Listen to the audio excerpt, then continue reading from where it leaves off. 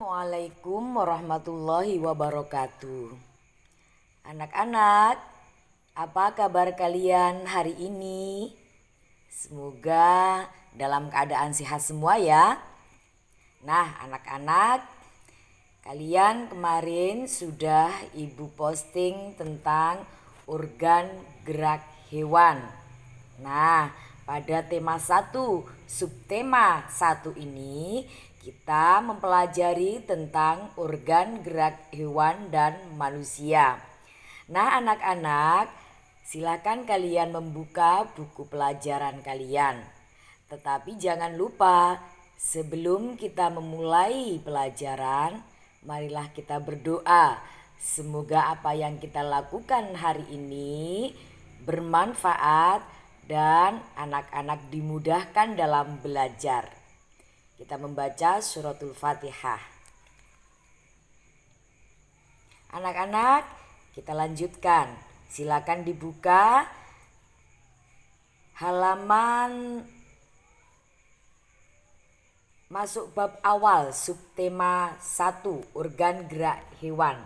Di situ ada bacaan. Hari Minggu adalah hari libur sekolah. Namun demikian, menurut Edo, hari Minggu bukanlah hari yang harus dilewatkan begitu saja. Sejumlah rencana telah dia persiapkan, mulai dari memenuhi ajakan Benny untuk berlatih berenang, menemani Lani membeli buku, hingga pergi ke kandang kelinci. Dari sejumlah rencana tersebut, Edo lebih memilih untuk pergi ke kandang kelinci. Nah, anak-anak, kalian bisa melanjutkan bacaan tersebut tentang Edo dan kelincinya. Nah, yang perlu di sini kita amati, bacaan ini terdiri dari beberapa paragraf. Paragraf itu terdiri dari beberapa kalimat yang disusun. Nah, dalam paragraf itu pasti ada ide pokok paragrafnya. Ide pokok paragraf ini hanya ada satu di setiap paragraf.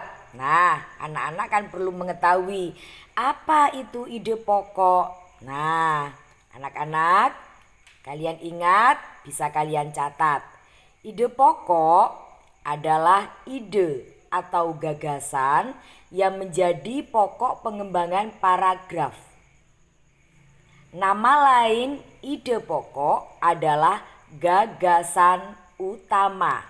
Nah, diingat-ingat ya.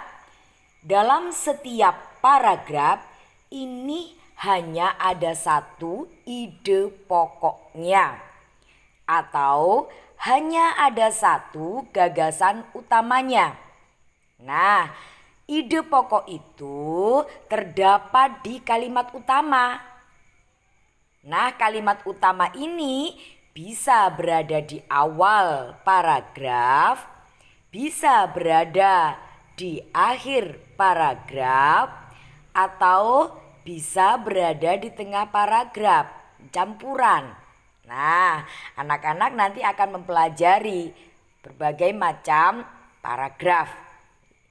Nah, kalian kalau mempelajari menentukan ide pokoknya itu di mana, ada 5 langkah dalam menemukan ide pokok paragraf. Yang pertama, kalian baca seluruh paragraf dengan cermat. Itu namanya membaca secara intensif. Yang kedua, cermati kalimat pertama hingga akhir. Ketiga, baca kalimat demi kalimat sampai kamu menemukan ide pokok paragraf. Ingat-ingat, dalam suatu paragraf, ide pokoknya biasanya bisa terletak di awal paragraf yang disebut dengan paragraf deduktif, bisa berada di akhir paragraf yang disebut dengan paragraf induktif, dan bisa berada di tengah atau paragraf itu merupakan paragraf campuran. Yang keempat, jangan lupa tandai ide pokok tiap paragraf. 5. Hal yang penting juga, tandai info penting dalam tiap paragraf. Nah, ketika kalian melihat info-info penting dalam tiap paragraf, kalian akan lebih mudah mengetahui dalam paragraf tersebut membicarakan tentang apa sih poin pentingnya. Nah, di situ nanti kalian akan menemukan yang menjadi ide pokoknya. Nah, anak-anak, jangan lupa kalian tentukan ide pokok paragraf dengan 5 langkah tadi. Kalian coba ya, ide pokoknya ada di mana? Apakah ada di awal? Apakah ada di akhir? Atau apakah ada di tengah? Hal ini sangat penting kalian lakukan karena kalian sebelum belajar menulis memang harus mengetahui terlebih dahulu jenis-jenis paragraf. Untuk itu kalian mulai dengan membaca bacaan dan menentukan paragrafnya. Setelah kalian mulai memahami tentang ide pokok paragraf, kalian nanti akan ibu tantang untuk melakukan suatu gerakan literasi kelanjutan yang pekan kemarin. Jadi kalian menulisnya itu tetap ya. Nah, dalam menulis paragraf nanti kalian ketika menulis itu, yang pertama, tentukan dulu kalian mau membicarakan apa. Nah, itu nanti yang akan menjadi ide pokok paragrafnya. Kemudian dari ide pokok paragraf itu, ini pasti akan nanti kalian akhiri dengan titik. Selanjutnya akan dikembangkan dengan kalimat-kalimat selanjutnya yang disebut dengan anak kalimat. Demikian ya anak-anak ya.